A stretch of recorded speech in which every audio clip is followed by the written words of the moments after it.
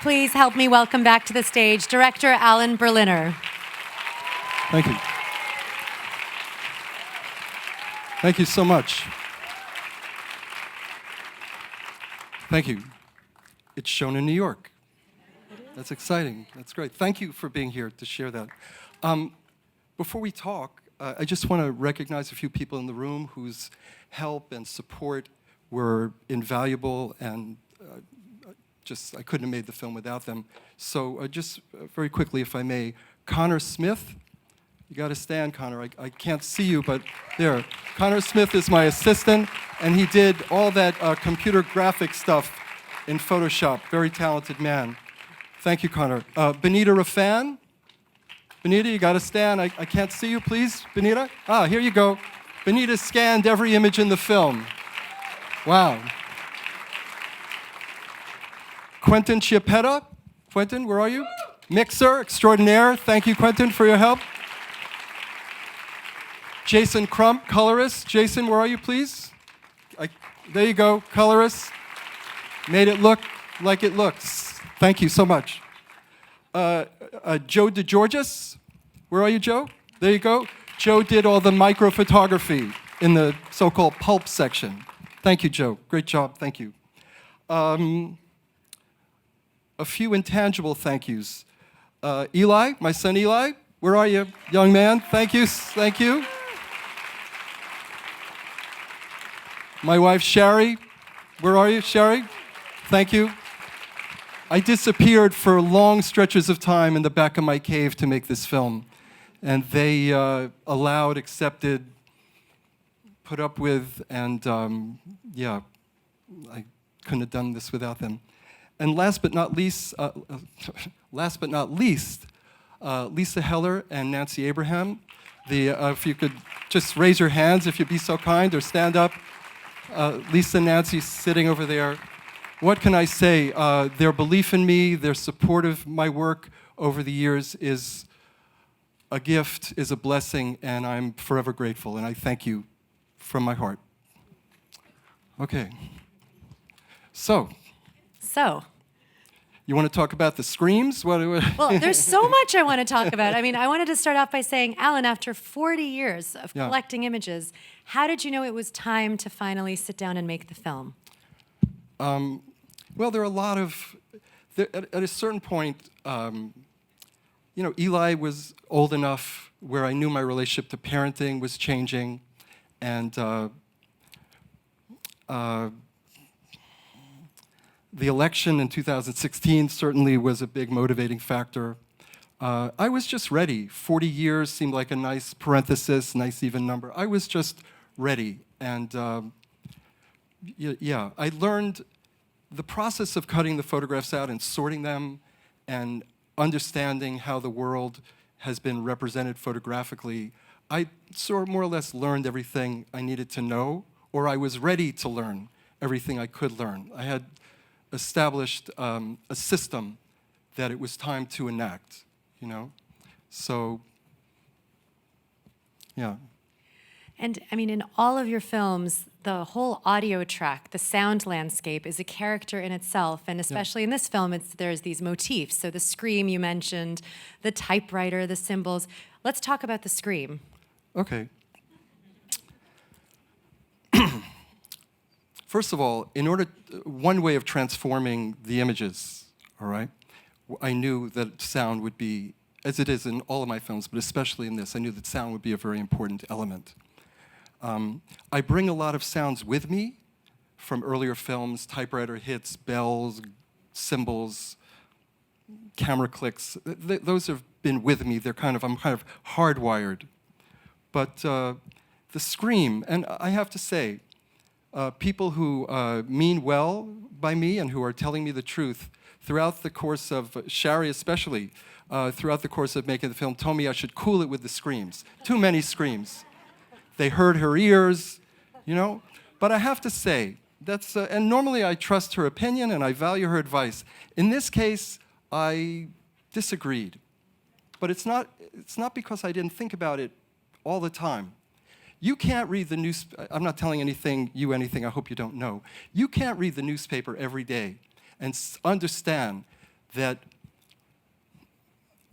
powerful existential feelings and emotions, vehemence, passion, exasperation, protests for, protests against, successes in sports, failures in sports, generational divides,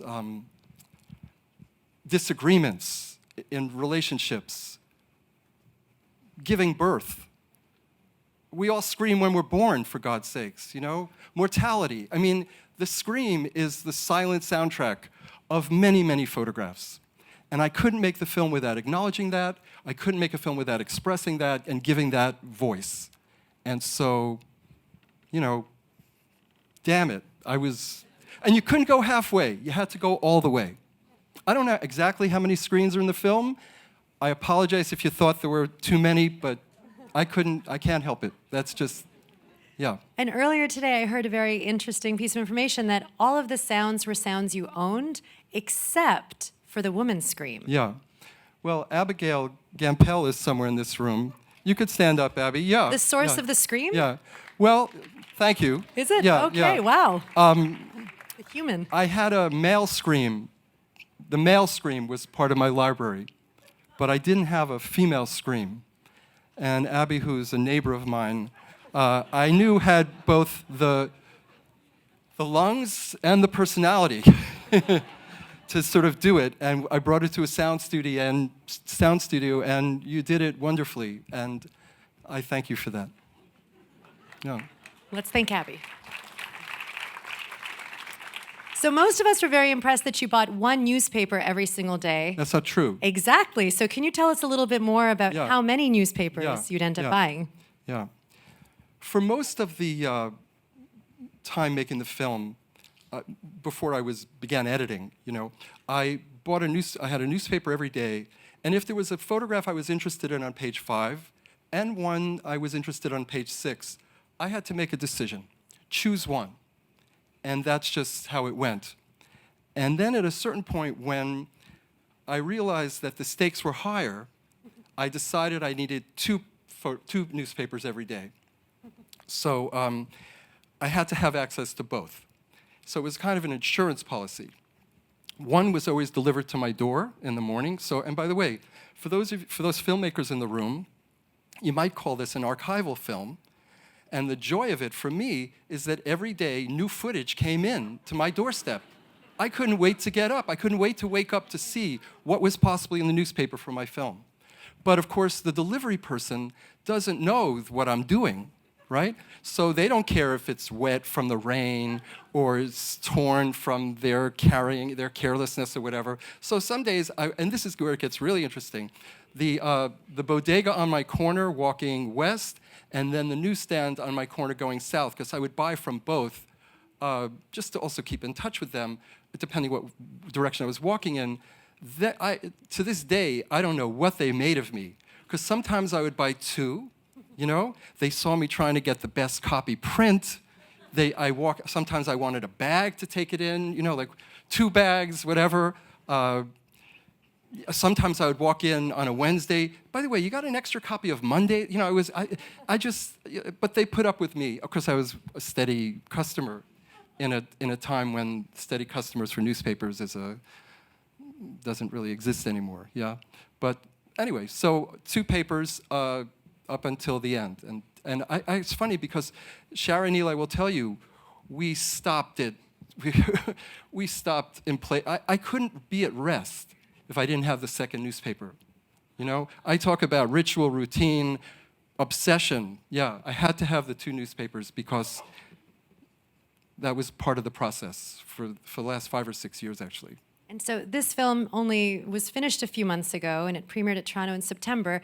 Have you had the feeling since then of, first of all, do you still collect the newspapers? And have you had the feeling since finishing this film like, oh my goodness, there's this new image that I'd have to use? It's a tough one. That's a tough, you know, I sometimes use the expression that finishing the film was landing a plane, when I would land the plane, but this is really an ocean liner that cannot stop on a dime. You know, there's just a lot of momentum, for lack of a better word, and I don't buy 2 newspapers anymore, which I think is growth, you know, and you know. But I have a big pile in my studio where I haven't thrown out the newspaper since I finished the film. I have to stop. I know I have to. The film's finished. It's finished, you know. But if you want to invite me in 2020, next year, I'm happy to do an updated version, you know. So We could do that. No, I'm kidding. I'm kidding. Your family will kill me, Yeah, but no, we could do yeah, that. They'll kill me, actually. Yeah. But it's hard because it's become, you know, all those for so long. It's been such an intrinsic and deep part of my life to do this, and yeah, there's you know, a lot of anxiety associated with how I fill that time, how I fill that emotional space, how I fill that passion, and what I do with all those mat knives and rulers and and yeah, and I mean, I also have I don't even know what to do with what is a tremendous quantity of newspaper photographs, where to put them. Well, I mean, I have a place on the wall for them, but you know, they have to. Yeah, I'm done. Today means I'm done. All right, Yeah. all This right. evening, You heard I'm it done. here. Yeah. So we have time for about 1 or 2 questions, and I want to take some from the audience because it's the first New York audience to see the film. So raise your hand high, and I will repeat the question. Right here, yes. Doug Block, another filmmaker. Alan, I know you travel. I've been with you. And what would you do when you're out of the country, away from Yeah. So the question is, what did Alan do when he was traveling and away from the newspaper? How did he deal with that? Yeah, well, I mean, I just have people get the newspaper for me. That's, you know, I have sisters, you know, oh, well, the thing is this, you know, I also, by the by, made some other films across those decades, you know? And so there would be periods of time where I literally would pile up newspapers, like a whole wall would be piled up with newspapers. I literally, like, you know, as tall as I am, 15 feet across, until I could get to it, you know, and then I would just do a marathon kind of thing, you know. But yeah, that's just, I had to roll with the traveling, I had to roll with other obligations and so forth. But I never lost, you know, the fire never went out, and I always sustained a relationship to the project, even, you know, before I was officially and fully and formally editing the film. Yeah. Lady in the middle, yes. Oh, yeah, it's here. A little louder, please. I'm sorry.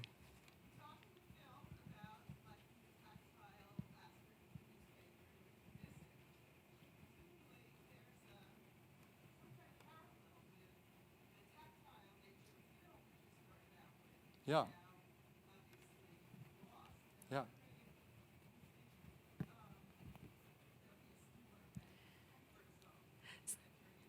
So the question is about, in the film, he discusses the tactile nature of the newspaper, and he started out in film, which also had a tactile nature. And if you could just speak a little bit about the connection and the loss, even. Let me go back. You know, the thing is, I wanted to say in an answer to an earlier question, I've been teaching myself how to make this film with every film I've ever made. You know, I've learned how to edit, you know, about editing and systems of organization and so forth. But the truth is, when I was in junior high school, and I guess they taught me how to write term papers. I didn't follow the official way to do it. What I used to do is I used to write everything down longhand on legal pads, and then Scotch tape the pages together, and then make a scroll, which is like a film, and then get on my hands and knees and with a scissor and more paper, and I used to edit and splice it together and make a new scroll. And so I've been editing in a tactile way since I was 12 years old, 13 years old. What